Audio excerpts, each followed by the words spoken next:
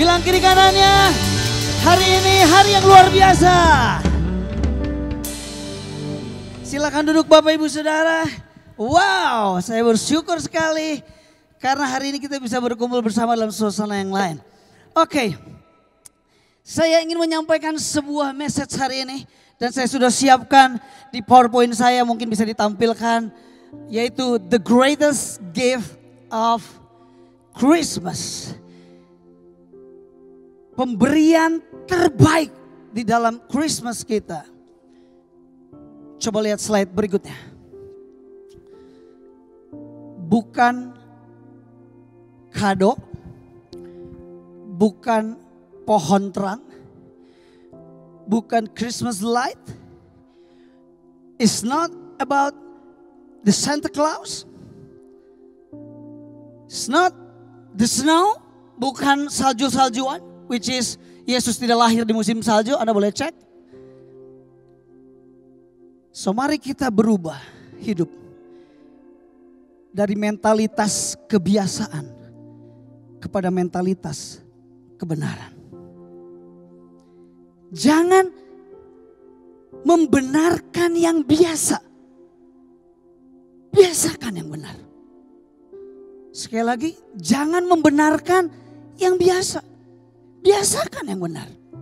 Karena yang biasa dilakukan oleh masyarakat kita, bahkan gereja pada umumnya, belum tentu benar. Kita harus search, kita harus menjadi pribadi yang kritis. Is it true bahwa Yesus lahir di kandang domba?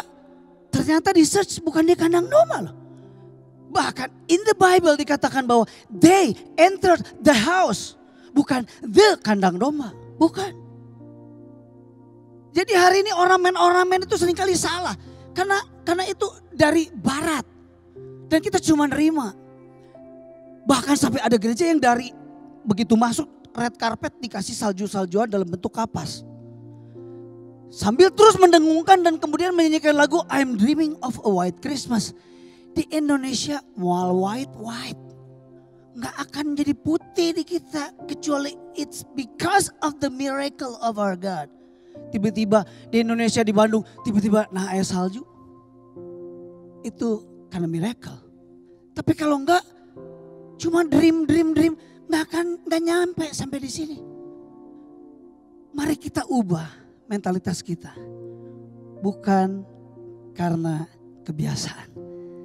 Tapi karena kebenaran. Hidup karena kebenaran, bukan hidup karena kebiasaan. Tapi ini jadi aneh loh. Yang aneh belum tentu salah. Bahkan seringkali yang aneh malah benar. Betul? As long as kita lihat, is it true in the Bible or no? Hari ini, bukan gift, bukan Santa Claus. Makanya Christmas. Kalau ditulis Christ, Mas. Kristus harusnya jadi center dalam hidup kita. Kristus harusnya jadi objek, jadi poin dalam perayaan kita. Bukan yang lainnya. Ini Irwan, kamu pakaiannya bener kayak pastor loh ya. Bener loh. Coba di duluan, coba. Gila nih. Bener-bener nih. Saya sampai kaget, dikira ini pastornya loh ini. Irwan, keren Wan, bener Wan. Benar saya kalah keren loh sama kamu nih. Bagus ini si Irwan ini. Bagus. Saya sampai kaget, saya lagi khotbah sampai ke distract nih sama penampilannya luar biasa nih si Irwan. Oke. Jesus is the greatest gift of our Christmas. Bukan Christmas tree, bukan Christmas light, bukan Rudolph the... Bukan itu. Not snow, not the gift. No. But Jesus itu pemberian yang terbaik di Christmas yang harusnya jadi center of our life. Saya akan memberikan sebuah pertanyaan. Kenapa? Why? Why the greatest gift of Christmas is Jesus, bukan yang lainnya. Why? Karena ayat ini. Coba tampilkan ayatnya. Sebentar setelah ini. Tuhan memberikan kepada mereka yang tidak layak. Umumnya kalau kita ngasih hadiah atau kita ngasih pemberian, umumnya kepada mereka yang care sama kita. Betul gak? Terima kasih buat Catherine. Kenapa? Dia ingat tuh kalau saya ulang tahun, sederhana. Tiba-tiba bawa coklat buat pastor. Ada ucapannya. Sederhana. Sederhana. Karena apa? Kita punya relation. Dia memberikannya. Mungkin supaya saya gak kepedean. Mungkin karena saya sweet, mungkin karena saya ramah, mungkin karena saya baik, mungkin karena saya mengasihi, mungkin karena itu. Karena ada orang yang sayang sama kita, akhirnya kita kasih, kirim sesuatu, give something. Karena orang itu baik sama kita, jadi kita kirim sesuatu. Bahkan mereka yang telah memberi lebih dulu. Makanya di Christmas kayak begini kan suka kirim-kiriman hampers. Aduh gak enak atuh. Saya pernah mengkonseling ada satu pasangan suami istri yang merasa gak enak karena dikirim. Jadi harus kirim lagi. Saya sampai menjelaskan. Gak apa-apa kalau gak ada kemampuannya. Gak apa-apa. Saya juga kemampuan terbatas. Kalau semua jemaat ini ngirim ke saya dan saya harus mengirim balik. Waduh. Jemaatnya kalau ada ratusan saya pusing Bapak Ibu Saudara. Kita kirim-kiriman nih. Kirim bingkisan, oh karena Ko Irwan, Ko Willy udah kirim sesuatu saya kirim balik. Karena Ko Irwan baik, saya kirim baik. Kirim balik. Tapi dengar baik-baik. The greatest gift of Christmas yaitu Jesus diberikan bukan karena kita baik. Bukan karena kita terlebih dahulu menjadi seseorang yang mulia lalu Tuhan tertarik, oh karena mulia gue kasih. Enggak, bukan. Itu biasa. Betul? Orang ngasih kita balas biasa. Orang itu enggak ngasih tapi mungkin ngasih senyuman. Orang itu ngasih apa? Oh ngasih ramah tamah sama kita. Menyapa kita, baik ya. Lalu kita kirim, wajar. Cengli banget. Tapi dengar baik-baik. The greatest gift of Christmas is Jesus. Why? Karena Tuhan memberikannya kepada kita. Bapa memberikan Yesus. Karena sebenarnya kita nggak layak terima itu. Jadi standarnya, wow. Kita memberi karena orang itu layak buat kita untuk dikasih. Right? Betul? Tapi Bapa di sorga memberikan Yesus bukan karena kita layak. Sebenarnya kita nggak layak. We are sinners. Kita adalah pendosa. Coba cek dalam satu hari. Berapa banyak kita bikin dosa. Aku tidak melakukan dosa dalam tindakan. Tapi dalam pikiran gimana? Dasar Jeremia. Gelo. Mohon maaf. Istri saya juga manusia biasa. Dan saya pernah melihat ada sebuah adegan. Yang cukup horor juga. Karena waktu lagi naik mobil, tiba-tiba ada seseorang yang merasa gak tahu gimana, tiba-tiba kaca dikeluarin, terus kemudian ngomong ke istri saya.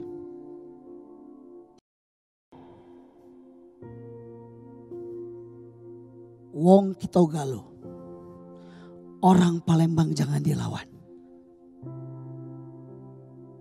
Dia turunin lagi langsung gini. Kaget loh saya. Manusia biasa. Terpancing emosinya. Orang memperlakukan apa? Secara emosional tiba-tiba. Sebel abisnya. Orang emosi. Wajar. Ngerti. Tapi apakah benar? Tidak benar. Emosi wajar. Lihat. Umumnya kita memberi karena orang itu baik. Orang itu ramah. Orang itu udah ngirim kado duluan. Orang itu orang yang perhatian sama kita. Makanya kita kasih. Tapi dengar baik-baik. Bapa di sorga mengirimkan Yesus turun ke muka bumi ini. Dikorbankan buat saudara. Bukan karena saudara lebih dulu melakukan sesuatu yang baik kepada Tuhan. No. Next slide. Pertanyaannya, nggak mungkin dong. Kita nggak mungkin memberi kepada mereka yang tidak bersahabat dengan kita. Setuju? Mungkinkah kita memberikan kepada orang yang ketika hai, cuek, acuh, nggak memandang kita? Mungkinkah kita akan mengirimkan sesuatu kepada mereka? Nggak mungkin rasanya. Atau mungkinkah kita memberikan sesuatu kepada orang yang marah-marah sama kita?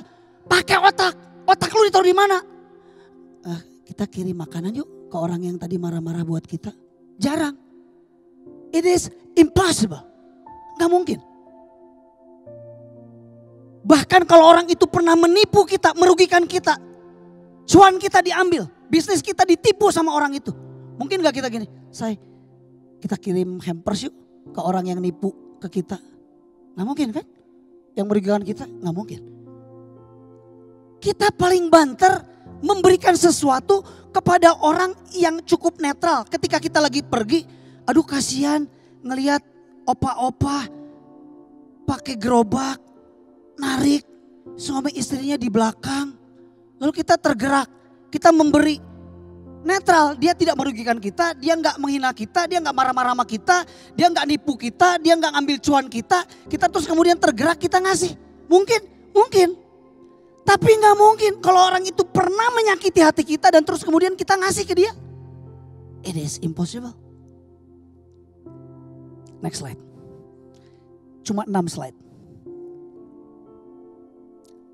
Firman Tuhan berkata demikian. Perhatikan baik-baik. God shows His great love. Cintanya yang begitu besar. Dengan cara Christ died for us. While we are still sinners. Ketika kita berdosa. Sinners adalah pendosa. Dia menunjukkan kasihnya. Dia memberi kasihnya kepada kita. Justru pada saat kita jadi pendosa. Bukan ketika kita udah bertobat. Bukan ketika kita udah jadi orang yang mulia. Bukan ketika kita jadi orang yang baik. Bukan ketika kita jadi orang yang sangat dermawan. Enggak. Pada saat kita masih jadi pendosa. Tuhan, Bapa kita yang di sorga menunjukkan kasihnya yang begitu besar. The greatest love kepada kita. Justru pada saat waktu lagi kita masih jadi pendosa. Itu sebabnya kenapa disebut dengan the greatest gift. Itu sebabnya kenapa disebut dengan the greatest love. Karena mengasihi orang yang memberi cuan sama kita. Is it possible? Is it normal? Tapi kalau kita memberi kepada seseorang yang tidak bersahabat dengan kita. Yang tidak menunjukkan muka yang ramah sama kita. Kalau kayak kita begini, tunjukkan kasih kita gak ada hubungan apa-apa nih karena belum tentu semuanya berhubungan. Terus kita ketemu, halo, ya cuy, oke, biasa. Mungkin, netral, dia gak merugikan kita. Tapi kalau orang itu merugikan kita, percayalah, mana mungkin kita ngirim gift, ngirim hampers, ngirim parcel buat dia. Is it right? That is not a great love. The great love is the greatest gift of Christmas is when God shows His great love to us. Christ died for us. Dia mati di kayu salib. Untuk apa? Untuk kita yang masih jadi pendosa. Apa arti pendosa? Belum. Apa arti pendosa? Dosa adalah melawan kehendak Allah. Katakan dosa adalah melawan kehendak Allah. Kalau Tuhan suruh lakukan sesuatu kita tidak melakukannya berarti kita berdosa. Right? Itulah dosa. Berseberangan dengan apa maunya Tuhan. Di dalam terjemahan The Message Bible dikatakan pada saat kita memang udah gak ada gunanya sama sekali di hadapan Tuhan. Tidak berguna sama sekali. Tapi Tuhan menunjukkan kasih-Nya. Ketika kita gak masuk hitungan. Bahkan kita melawan Tuhan. Dia tetap memberikan kasihnya kepada kita. Itu sebabnya disebut dengan the greatest love. Jadi dengar baik-baik. Hari ini kalau kita ngirim hampers, ngirim parcel, ngirim coklat kayak Catherine kepada saya, that's a normal love. Orang ngasih kita balas normal. Tapi kalau orang itu menyakitkan kita, lalu kita kirim hampers, kita kirim makanan, kita kirim parcel, kita kirim Christmas gift. Orang itu nyakitin kita, kita kirim. Kita boleh menyebutnya itu love yang wow. Itu the greatest. Karena gak ada untungnya. Apa untungnya? Gak ada. Next slide. Sebentar lagi saya selesai. Sinners adalah making himself an enemy of God. Pendosa itu adalah membuat dirinya menjadi musuh Allah. Jelas. Jadi barang siapa hendak menjadi sahabat dunia ini, ia menjadikan dirinya musuh Allah. So when we are sinners, artinya kita nih enemy of God loh. Bagaimana caranya? Kita mengirimkan sesuatu kepada musuh kita. Bagaimana caranya? Kita memberikan hadiah kepada orang yang merugikan kita. Kita cek hidup kita. Apakah kita pernah melakukan itu atau tidak? Saya tutup dengan sebuah kisah. Masih ada satu slide lagi? Enggak ada kan? Habis ya? Oke ini. Very few people will die to save the life of someone else. Firman Tuhan berkata di Roma 5 ayat yang ke-7. Ya, sedikit orang yang mau mati buat seseorang. Tapi mungkin ada orang yang mau mati untuk orang yang baik. Perhaps for a good person, someone might possibly die. Untuk orang yang baik, mungkin ada orang yang mau mati. Tapi ada enggak orang yang mau mati untuk penjahat, untuk penipu, untuk pelakor? Ada enggak? Gue mau mati buat pelakor, gue mau mati buat penipu, gue mau mati buat penjahat. Gak ada, gak ada. But Jesus lakukan itu buat kita. When we are still sinners. Pada saat kita menjadi pendosa.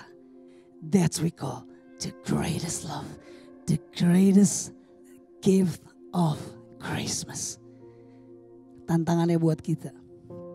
Mari jadi pribadi yang bukan menikmati the greatest gift of Christmas only. Tapi mari jadilah seseorang yang meneruskan the greatest love kepada orang-orang yang tidak layak. They don't deserve of your gift. They don't deserve of your love. They don't deserve of your forgiveness. Ada enggak beberapa di antara kita yang pernah mengalami ada orang-orang yang ngomongnya nyelekit, nyakitin kita. Orang itu merugikan kita. Dengar baik-baik. Pembalasan terbaik bagi orang-orang yang merugikan kita. Pembalasan terbaik buat orang-orang yang menyakiti hati kita. Pembalasan terbaik bagi orang yang menghina kita, yang merendahkan kita. Pembalasan terbaik untuk mereka yang mulutnya nyanyat. Gak bisa diatur. Pembalasan terbaik adalah pengampunan. Sama seperti Yesus. Ketika dia dibully. Raja. Tuhan nih. Coba lo turun dari salib. Tunjukin kalau lu Tuhan. Bah, gak bisa. Sampai hari ini aja. Kagak bisa turun. Ngaku-ngaku Tuhan. Gila loh. Dilecehkan sedemikian rupa. Tapi Yesus tidak terpancing untuk menjawab. Dia tidak terpancing untuk melawan. Bahkan dia katakan, Bapa, ampuni mereka. Karena mereka gak tahu apa yang mereka perbuat. That's we call the greatest love. Saya tutup dengan sebuah kesaksian. Setelah itu kita akan berdoa sama-sama. Karena apa? Karena pesan berikutnya akan hadir dalam bentuk drama Natal. Dari sebagian di antara saudara yang sudah mempersiapkannya. Saya tutup dengan sebuah kejadian. Saya yakin kalau saya cerita ini, saya cerita sedikit. Pasti Keith bisa menangkap cerita ini.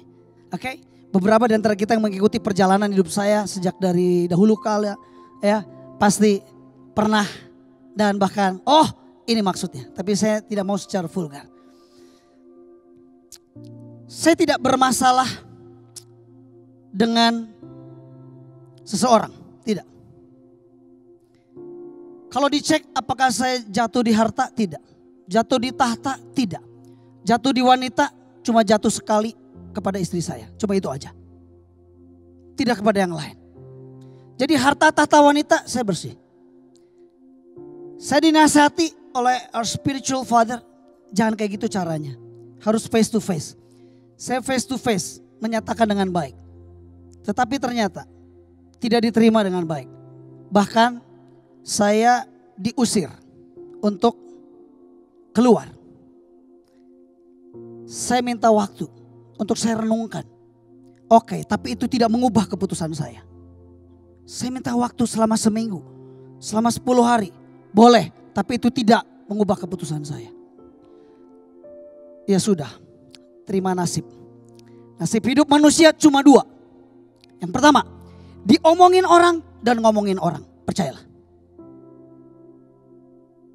Yang pertama, diomongin orang dan ngomongin orang. Setuju? Pulang dari tempat ini pasti ada yang ngomongin saya. Eta pendetanya sahasia teh. Duh, ada. Tapi keluar dari sini pun saya juga akan ada obrolan bersama istri.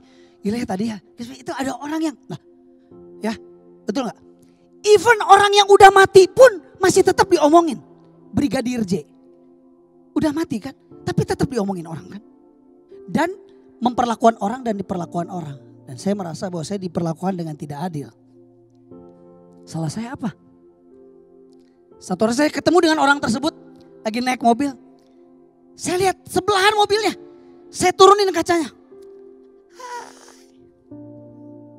Scene itu tidak pernah lupa dalam hidup saya. Pakai kacamata hitam. Terus dia lihat. Wow. Gila.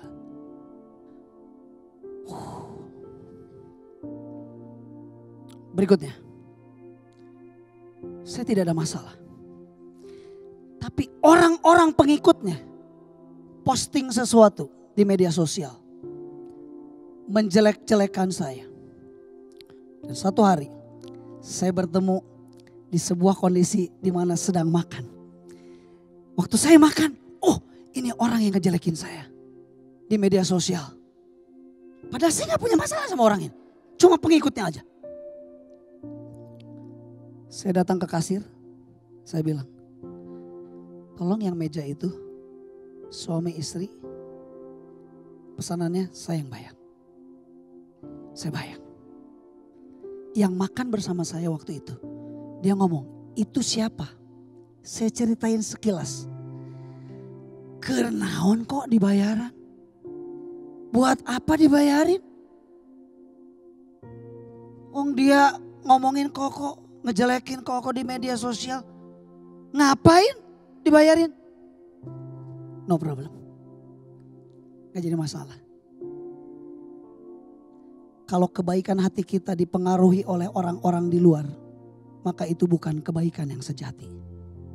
Tapi kebaikan yang sejati, mau orang di luar mau seperti apa, saya mah kalau jadi orang baik ya orang baik. Tidak dipengaruhi oleh kiri kanan.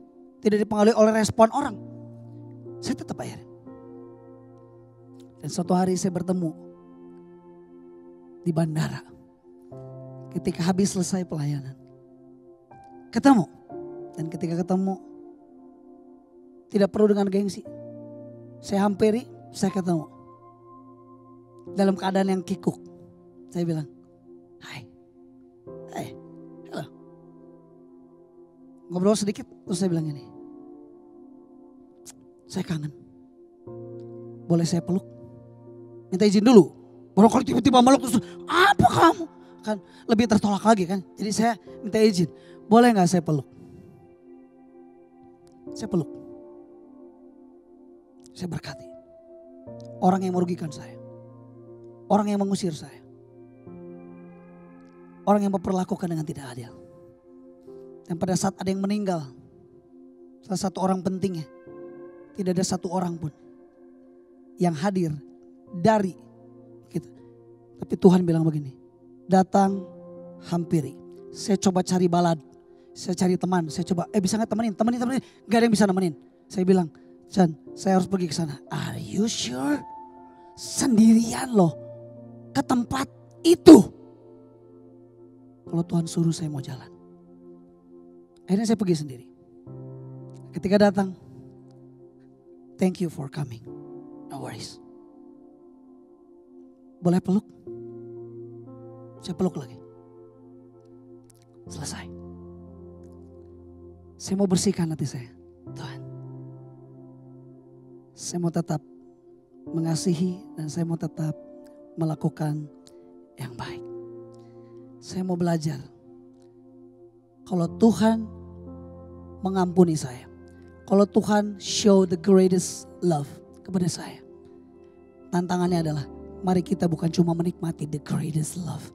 Tapi kita alirkan, salurkan, teruskan the greatest love buat orang-orang yang menurut kita tidak layak. Tidak layak bukan berarti orang itu bermusuhan dengan kita nun jauh di sana. Tidak. Seringkali orang yang tidak layak dalam beberapa momen bentuknya adalah istri kita. Anak kita. Menyebalkan. Suami kita. Karena berseberangan dengan kita. Layakkah dia menerima kasih dari Bapa? That's the challenge. Kemarin baru ada yang konseling dengan saya. Istrinya komplain. Karena suaminya selalu kalau marah-marah bilang sama anaknya. Dasar anak teh nyusahin aja. Lalu dia bilang gini. Ya emang begitu ya begitu aja kok. Saya emang gak ada dikemas-kemas. Gak ada emang nyusahin ya nyusahin. Saya bilang gini. Punya anak pasti nyusahin. Kalau gak mau merasa disusahkan oleh anak. Jangan punya anak. Resiko. Karena anak belum bisa apa-apa. Mereka belum ngerti. That's our responsibility. Tetap mengasihi orang menyusahkan. Tetap mengasihi orang yang merepotkan. Tetap mengasihi orang yang melupakan kita, meninggalkan kita. That's we call the greatest love. Saya selesai. Teduh sejenak.